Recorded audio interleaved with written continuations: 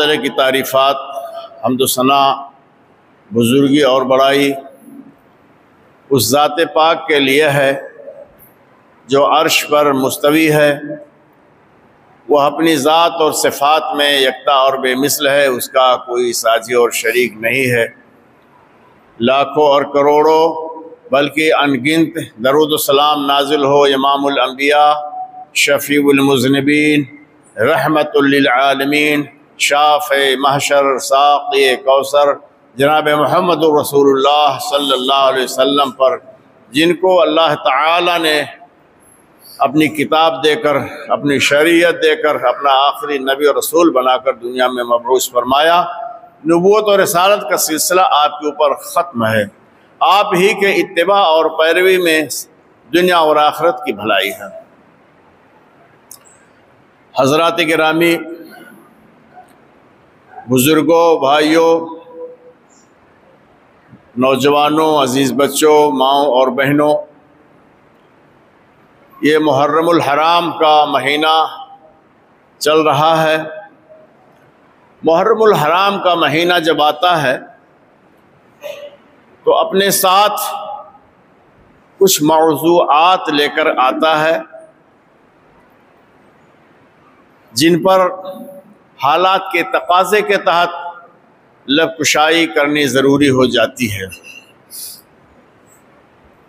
اس سے پہلے کے خطبات میں آپ محرم کے حوالے سے کچھ نہ کچھ باتیں ضرور سماعت فرما چکے ہوں گے۔ آج بھی میں اسی سلسلے کو آگے بڑھاتے ہوئے کچھ نہایت ہی ضروری اور اہم باتیں آپ کے گوش گزار کرنا چاہوں گا۔ اللہ تعالی حق بات کہنے کی توفیق عطا فرمائے اور ان پر عمل کی توفیق ہمیں اور آپ سب کو عطا فرمائے۔ اللہ رب العالمین نے ارشاد فرمایا، فَإِنْ آمَنُوا بِمِثْلِ مَا آمَنْتُمْ بِهِ فَقَدِ اهْتَدَوْا، اگر وہ لوگ اسی طرح سے ایمان لائے جس طرح سے آپ لوگ ایمان لائے ہیں، فَقَدِ اهْتَدَوْا، تو تحقیق کہ یہ لوگ ہدایت یاب ہو جائیں گے۔ اس کے مخاطب صحابہ کرام رضوان اللہ علیہم اجمعین ہیں،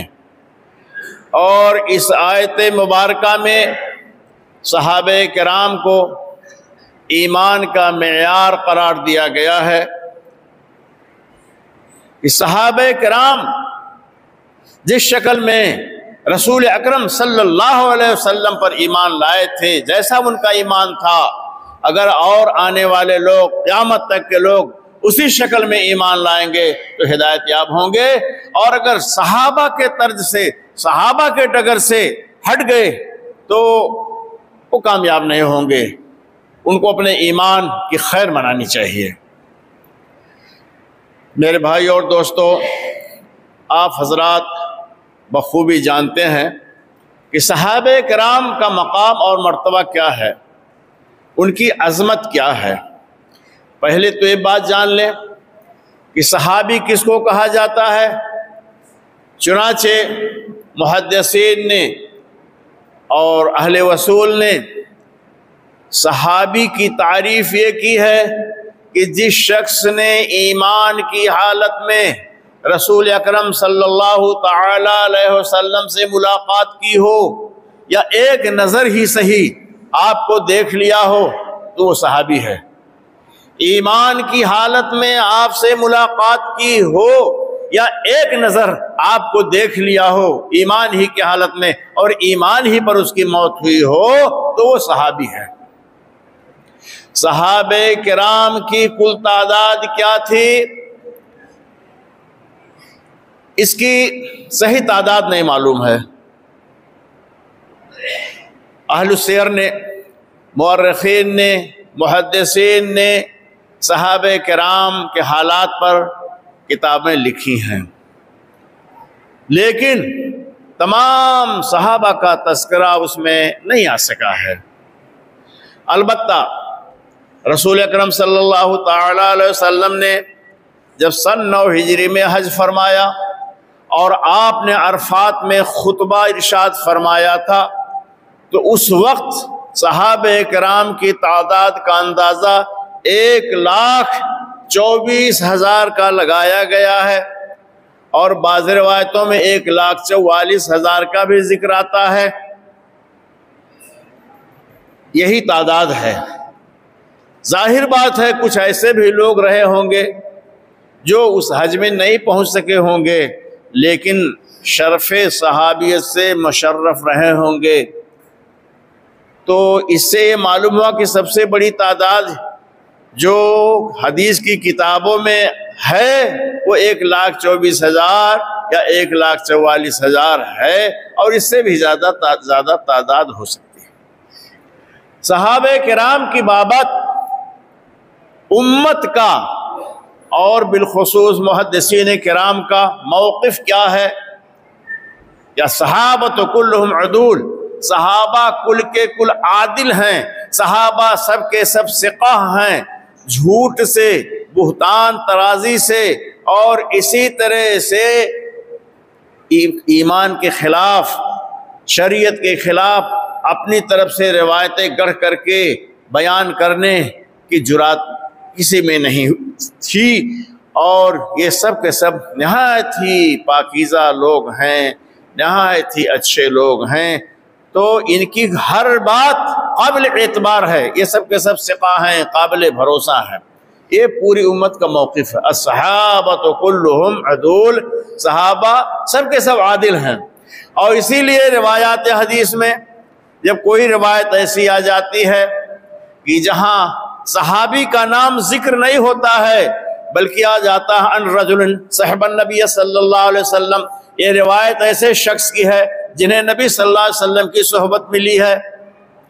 صرف اتنا کہہ دینا کافی ہو جاتا ہے، صحب النبی صلی اللہ علیہ وسلم، نبی صلی اللہ علیہ وسلم کی صحبت انہیں میسر ہوئی ہے، تو وہ روایت قابل تسلیم اور قابل حجت ہو جاتی ہے۔ یہ امت کا متفقہ فیصلہ ہے۔ لیکن کچھ ایسے لوگ کہ جو ایمان سے دور ہیں، ایسے لوگ جن کے اندر مکمل ایمان نہیں ہے، یا وہ دھوکہ کھا گئے ہیں، مغبون ہو گئے ہیں، ٹھگے گئے ہیں، وہ لوگ صحابہ کرام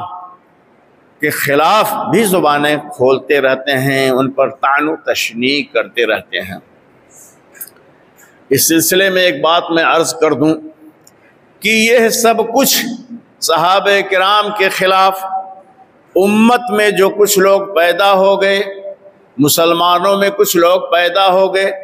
جو صحابہ کرام رضوان اللہ علیہم اجمعین پر طعن و تشنیع کرتے ہیں، کرتے چلے آئے ہیں، اور آئندہ بھی کرتے رہیں گے۔ یہ کیوں کر ہوا؟ یہ یہودیوں کی سازش ہے، یہودیوں کی خباثت ہے، انہی کے جال میں، انہی کے مکر میں، انہی کے فتنے میں یہ لوگ پڑ گئے۔ چنانچہ مختصراً عرض کر رہا ہوں کہ حضرت موسیٰ علیہ السلام کے بعد حضرت عیسیٰ علیہ السلام مبعوث کیے گئے، اور وہ انجیل لے کر کے آئے، ان کے اوپر ایک تعداد ایمان لے آئی، لیکن یہودی ان کو نبی رسول تسلیم نہیں کر رہے تھے، ان کے خلاف بغاوت کر رہے تھے، اور اتنی بغاوت کیا ان لوگوں نے کہ انہوں نے اپنے حسب ذوم، اپنے خیال فاسد کے مطابق حضرت عیسیٰ علیہ السلام کو سولی پر لٹکا دیا، جبکہ قرآن کریم نے اس کی تردید کر دی، وما قتلوہ وما صلبوہ ولکن شبہ لہم۔ ان یہودیوں نے نہ تو حضرت عیسیٰ علیہ السلام کو قتل کیا تھا، اور نہ ان لوگوں نے انہیں سولی پر لٹکایا تھا، بلکہ ان کا ایک شخص جو ہے انہی کا ہم شکل بنا دیا گیا تھا، انہی کی مشابہت میں آ گیا تھا، تو اسی کو پکڑ کر کے ان لوگوں نے سولی پر لٹکا دیا، اور یہ خوش رہے کہ ہم نے عیسیٰ مسیح کو پھانسی دے دیا، سولی پر لٹکا دیا۔ تو انہی لوگوں میں کا ایک شخص بولیس نام کا آیا، بادشاہ تھا، طاقتور تھا، اس نے جب یہ دیکھا کہ یہود تمام طرح کی ضلالتوں میں مبتلا ہیں، اللہ تعالیٰ کا غضب ان کے اوپر نازل ہو گیا ہے، اور جس پر اللہ کا غضب نازل ہوگا اس کا ٹھکانہ جہنم ہے۔ اس لیے ہمیں قرآن کریم نے تعلیم دی ہے کہ ہم ہر نماز میں اور ہر رکعت میں، چاہے امام ہوں، چاہے مقتدی ہوں، اور چاہے مع الجماع نماز پڑھ رہے ہوں یا منفرد ہوں، ہمیں پڑھنا چاہیے سورہ فاتحہ۔ اور سورہ فاتحہ کے اندر اخیر میں ہے کہ اہدنا الصراط المستقیم، اے رب تو ہمیں سیدھے راستے پر چلا، صراط الذین انعمت علیہم، ان لوگوں کے راستے پر چلا جن پر تیرا انعام ہوا ہے، غیر المغضوب علیہم ولا الضالین، اور وہ مغضوب علیہم نہیں ہوئے، ان پر تیرا غضب نہیں نازل ہوا ہے۔ غیر المغضوب علیہم یعنی جن پر تیرا غضب نازل ہو چکا ہے ان کے راستے پر نہ چلانا، ولا الضالین، اور نہ ان کے راستے پر چلانا کہ جو بھٹک گئے ہیں، جو گمراہ ہو گئے ہیں، ان کے راستے پر نہ چلانا۔ تو یہود ایک مغضوب علیہم قوم ہے جن پر اللہ کا غضب نازل ہو چکا ہے۔ تو پولیس نے یہ سوچا کہ جب ہماری قوم پر اللہ کا غضب نازل ہو چکا ہے، ان کا ٹھکانہ جہنم ہوگا، تو یہ نصرانی یہ جنت میں جائیں۔ چنانچہ اس نے کچھ عقیدہ گڑھا، وضع کیا، جس میں ایک عقیدہ تثلیث کا ہے کہ اللہ تین ہیں، الہ تین ہیں۔ اس نے ایک عقیدہ گڑھا کہ کفارہ حضرت عیسیٰ مسیح کو پھانسی پر لٹکا دیا گیا، سولی پر لٹکا دیا گیا، یہ پوری انسانیت کا کفارہ ہے۔ اب اس کے بعد جو بھی آدمی جیسا بھی چاہے، جو چاہے کرے، اس کا مواخذہ نہیں ہوگا، کیونکہ عیسیٰ کو جو ہے سولی پر لٹکایا جا چکا ہے، کفارہ ہو گئے ہیں یہ سب کے گناہوں کا، سب کا گناہ معاف ہو جائے گا، مٹ جائے گا، گناہ ختم ہو جائے گا۔ انہی لوگوں نے امت مسلمہ کے اندر عبداللہ بن سبا نامی یہودی نے آ کر کے خلافت اور امارت کا جھگڑا پیدا کر دیا۔ عبداللہ بن سبا جس کا تعلق یمن سے تھا، اس نے آ کر کے خلافت اور امارت کا جھگڑا پیدا کر دیا، اور یہ کہا کہ خلافت یہ صرف اور صرف حضرت علی رضی اللہ تعالیٰ عنہ کا حق ہے، ان کے آل کا حق ہے، اور ابو بکر نے جو خلافت حاصل کیا، عمر نے جو خلافت حاصل کیا، عثمان نے خلافت حاصل کیا، انہیں خلیفہ امت نے بنایا، تو یہ ان سب لوگوں نے غصب کیا ہے، حضرت علی کا حق غصب کیا ہے۔ ایک دو روایتیں بھی وہ لوگ پیش کرتے ہیں اپنے ذوم کے مطابق کہ رسول اکرم صلی اللہ تعالی علیہ وسلم جب حجۃ الوداع سے فارغ ہو کر مدینہ منورہ واپس ہو رہے تھے، موضوع تھوڑا ٹف ہے، دھیان سے سمجھنے کی کوشش کریں گے تب سمجھ پائیں گے۔ تو جب رسول اکرم صلی اللہ تعالی علیہ وسلم حجۃ الوداع سے فارغ ہو کر مدینہ منورہ جا رہے تھے تو غدیر خم پر پہنچے، ایک تالاب تھا، وہاں پر آپ نے نزول فرمایا، ٹھہرے، اور وہاں آپ نے خطبہ دیا۔ اس خطبے کے اندر یہ فرمایا تھا کہ علی مجھ سے ہیں اور میں علی سے ہوں، علی مجھ سے ہیں اور میں علی سے ہوں۔ اسی روایت کو یہ لوگ دلیل بنا کر پیش کر رہے ہیں کہ دلیل کہ رسول اللہ صلی اللہ علیہ وسلم نے اتنی بڑی فضیلت حضرت علی کی غدیر خم میں بیان فرما دی ہے، تو ان سے زیادہ بڑھ کر خلافت کا حقدار اور کون ہو سکتا ہے؟ اس لیے رسول اکرم صلی اللہ تعالی علیہ وسلم کی وفات کے بعد خلافت ان کو ملنی چاہیے، خلیفہ انہی کو ہونا چاہیے۔ لیکن یہ بات کئی طرح سے غلط ہے۔ آپ سارے حضرات جنہوں نے سیرت کا مطالعہ کیا ہوگا معلوم ہے کہ رسول اللہ صلی اللہ تعالی علیہ وسلم نے مقام عرفات میں 9 تاریخ کو خطبہ دیا تھا، جسے خطبہ حج کہا جاتا ہے۔ اس کا سلسلہ آج تک چلا آ رہا ہے کہ ہر سال عرفات میں کوئی نہ کوئی شخص، یعنی یا تو حکمراں، خلیفہ یا اس کا کوئی نمائندہ خطبہ دیتا ہے، اور نہایت ہی عالمی مسائل کو، ضروری دین کے مسائل کو وہ بیان کرتا ہے۔ تو رسول اللہ صلی اللہ علیہ وسلم نے وہ جو خطبہ دیا اس میں عالمی منشور بیان کر دیا تھا، اور پوری دنیا کو قیامت تک کے لیے پیغام دیا تھا کچھ اہم باتوں کا پیغام دیا تھا، فرمان آپ نے جاری کر دیا تھا۔ اگر خلافت کا مسئلہ اتنا اہم ہوتا کہ میرے بعد علی ہی کو خلیفہ ہونا ہے تو ضرور بضرور آپ نے حجۃ الوداع کے خطبے میں بیان کر دیا ہوتا۔ 1,24,000 صحابہ کرام تھے، اور نہ صرف یہ کہ مکہ مدینہ کے تھے، مختلف اکناف سے آئے ہوئے تھے، اس میں شام کے لوگ بھی تھے، یمن کے بھی لوگ تھے، مصر کے بھی لوگ تھے، کوفہ اور بصرہ کے لوگ تھے، اللہ جانے کہاں کہاں سے لوگ آئے ہوئے تھے۔ اگر یہ مسئلہ اتنا ہی ضروری ہوتا تو رسول اکرم صلی اللہ تعالیٰ علیہ وسلم ضرور بضرور وہاں بیان کر دیتے، لیکن آپ نے وہاں نہیں بیان فرمایا۔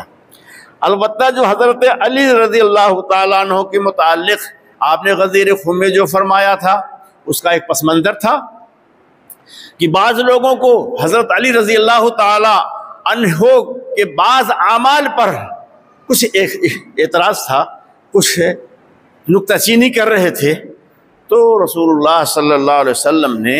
یہی بیان فرمایا کہ بھائی دیکھو، جو علی پر نکتہ چینی کر رہا ہے، علی کے بعض اعمال کی طرف انگلی اٹھا رہا ہے، یہ درست نہیں ہے۔ علی کا یہ مقام ہے، یہ مرتبہ ہے کہ وہ مجھ سے ہیں، میں ان سے ہوں، میرے رشتہ دار ہیں، میرے چچیرے بھائی ہیں، میرے داماد ہیں، دین کے معاون مددگار ہیں، اور شروع میں جو لوگ ایمان لائے تھے بچوں میں حضرت علی رضی اللہ تعالیٰ عنہ بھی تھے، جنہیں اولیت حاصل ہے، یہ ساری باتیں تھیں، تو رسول اللہ صلی اللہ علیہ وسلم نے حضرت علی کی یہ فضیلت بیان فرما دی تھی۔ تو عرض یہ کر رہا ہوں کہ موضوع ذرا طویل بھی ہے کہ رسول اکرم صلی اللہ تعالیٰ علیہ وسلم کی وفات کے بعد پہلے خلیفہ حضرت ابوبکر صدیق رضی اللہ تعالیٰ عنہ منتخب کیے گئے تھے، اور ایسے ویسے نہیں، ثقیفہ بنو ساعدہ میں جہاں تمام انصار اور مہاجرین موجود تھے، حضرت ابوبکر کو سارے لوگوں نے وہاں مل کر کے خلیفہ بنایا اور آپ کے ہاتھ پر بیعت کیا تھا۔ اب یہ لوگ حضرت ابوبکر کی خلافت پر انگشت نمائی کرتے ہیں، غاصب کہتے ہیں کہ حق تھا علی کا، اور ان لوگوں نے چھین لیا، ابوبکر کو خلیفہ بنا دیا۔ اسی بنا پر یہ چند صحابہ کو چھوڑ کر، یعنی اہل بیت کو چھوڑ کر، اور بعض چند ایک دوسرے لوگوں کو چھوڑ کر سارے کے سارے کافر ہو گئے، سارے کے سارے صحابہ خارج اسلام ہو گئے، کافر ہو گئے۔ میرے بھائی اور دوستو، یہ سازش تھی یہودیوں کی، یہ سازش تھی پولیس کا نظریہ رکھنے والے لوگوں کی، یہ سازش تھی عبداللہ بن سبا کی۔ اس لیے کہ اگر کسی کو قتل کرنا ہے، مارنا ہے، تو پہلے اس کے گلے پر حملہ کرو، گلا ہی پکڑ لو، آکسیجن اندر نہیں جائے گا، مر جائے گا، ختم ہو جائے گا۔ تو یہ دین کہاں سے پھیلا، کس کے ذریعے سے فروغ پایا؟ صحابہ کرام رضوان اللہ تعالی علیہم اجمعین کے ذریعے سے دین پھیلا، فروغ پایا۔ قرآن رسول اللہ صلی اللہ علیہ وسلم پر نازل ہوا، اس کے بعد اس کے اولین حاملین اور عاملین صحابہ تھے۔ قرآن کریم کے اولین حاملین اور عاملین، شریعت کے اولین حاملین اور عاملین یہی صحابہ کرام تھے۔ صحابہ کرام نے رسول اللہ صلی اللہ علیہ وسلم سے قرآن کو سنا، یاد کیا، احادیث آپ سے سنا، یاد کیا، شریعت کو آپ سے حاصل کیا، ان لوگوں نے اس کے اوپر عمل کیا، اور رسول اللہ صلی اللہ علیہ وسلم کی زندگی میں بھی اور آپ کے وفات کے بعد بھی صحابہ نے اس دین کو پوری دنیا کے اندر پھیلا دیا۔ تو دین کس سے پھیلا؟ صحابہ کے ذریعے سے دین پھیلا ہے۔ پھر اس کے بعد دین کس کے ذریعے پھیلا؟ صحابہ سے جنہوں نے دین لیا، تابعین کے ذریعے سے، تبع تابعین کے ذریعے سے۔ تو اصل منشا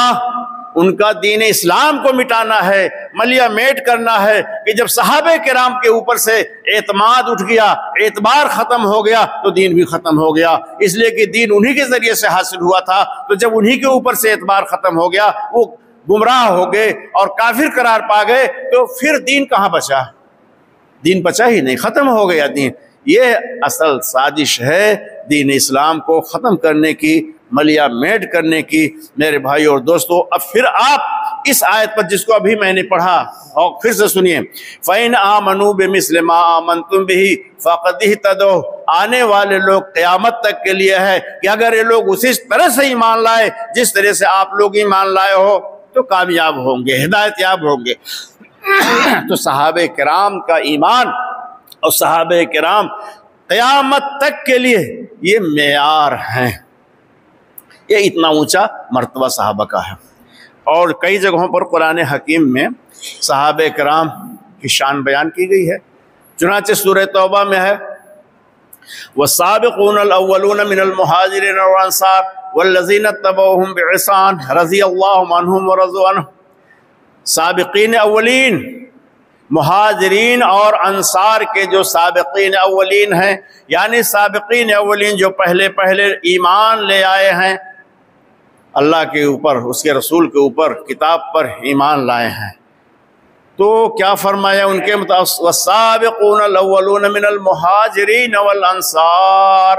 انصار اور مہاجرین میں سے جو سابقین اولین ہیں، والذین اتبعوہم بإحسان، اور جو ان کے نقش قدم پر چلے ہیں احسان کے ساتھ، اچھائی کے ساتھ، خیر و خوبی کے ساتھ،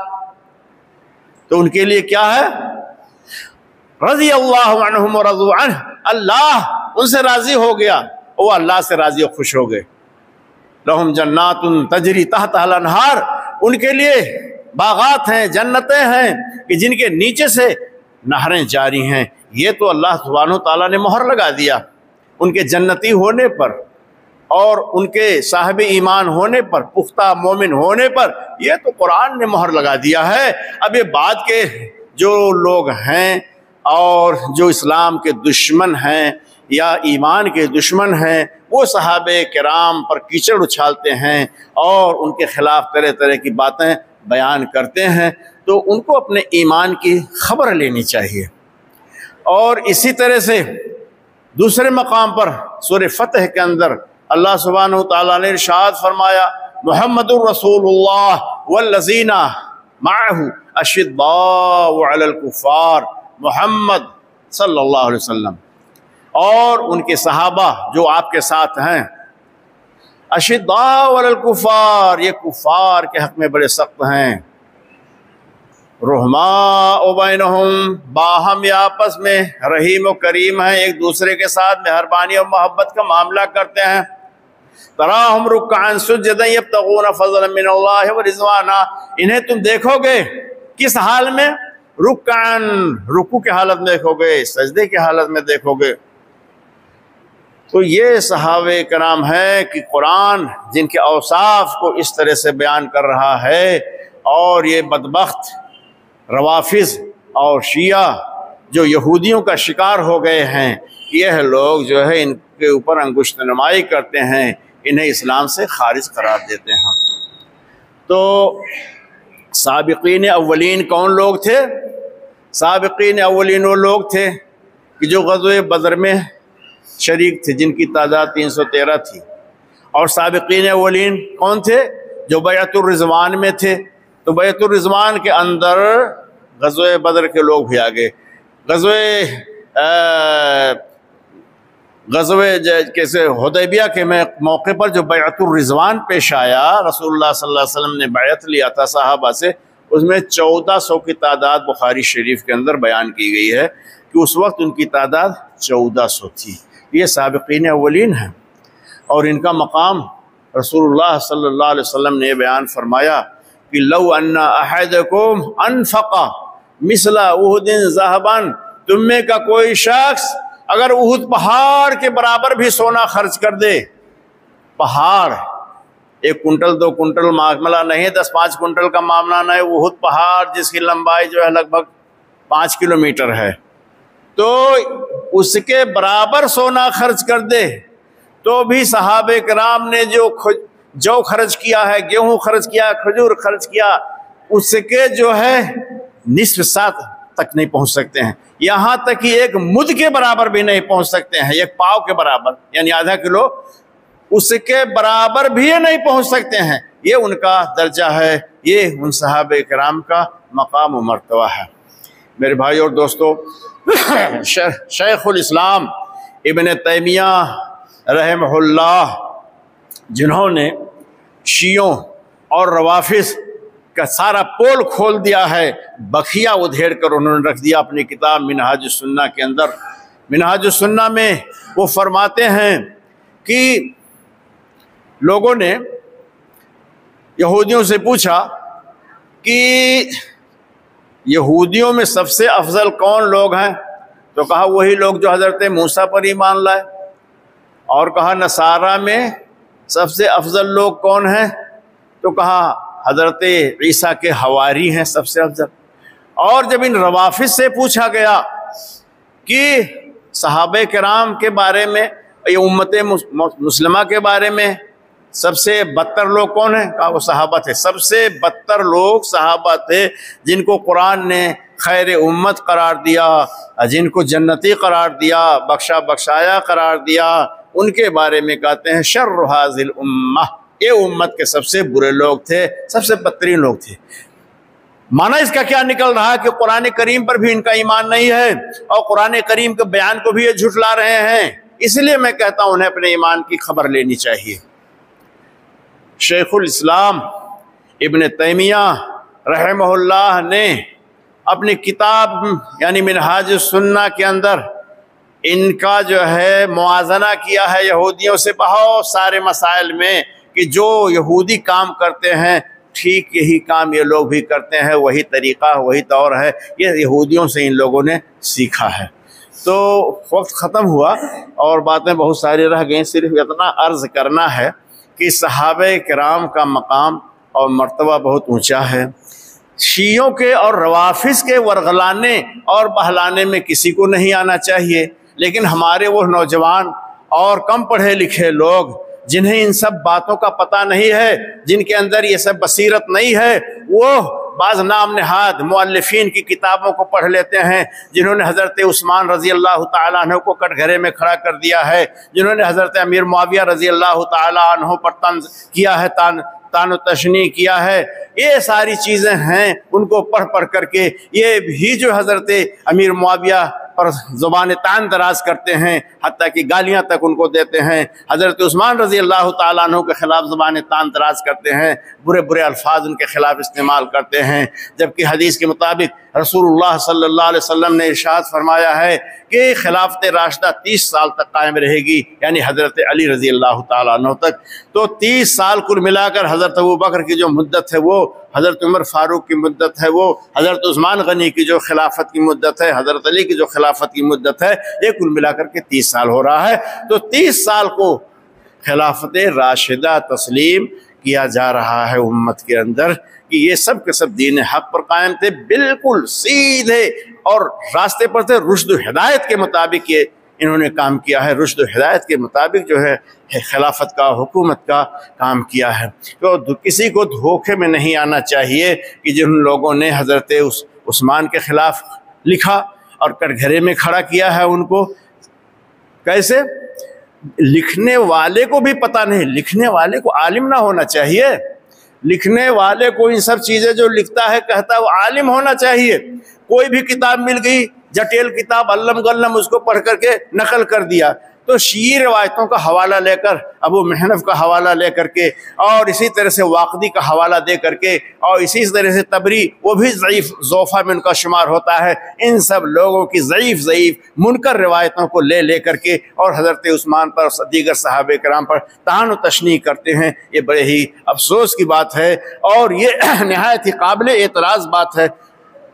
اللہ سبحانہ تعالیٰ سے دعا ہے کہ ایسے لوگوں کو ہدایت دے کہ صحابہ کرام کے مقام و مرتبہ کو سمجھیں اور زبان طعن نہ دراز کریں، اپنی زبان کو اپنے منہ کے اندر محفوظ رکھیں، ورنہ ایمان کی خیر نہیں ہے، ایمان سلامت نہ رہے گا۔ رب العالمین سے دعا ہے کہ بار الہ تو ہم سب کو ایمان و اسلام پر قائم رکھ، ہمارے قلوب اور اذہان کو ایمان کی روشنی سے منور و مجلہ فرما دے، ہمارے جگر اور قلب کے گوشے گوشے میں اپنے رسول صلی اللہ علیہ وسلم کی محبت کو پیوست کر دے۔ رب العالمین دن قیامت کے جب نفسی نفسی کا عالم ہو تو اپنے عرش کے سائے میں جگہ دے، اور جب پیاس کی شدت سے جان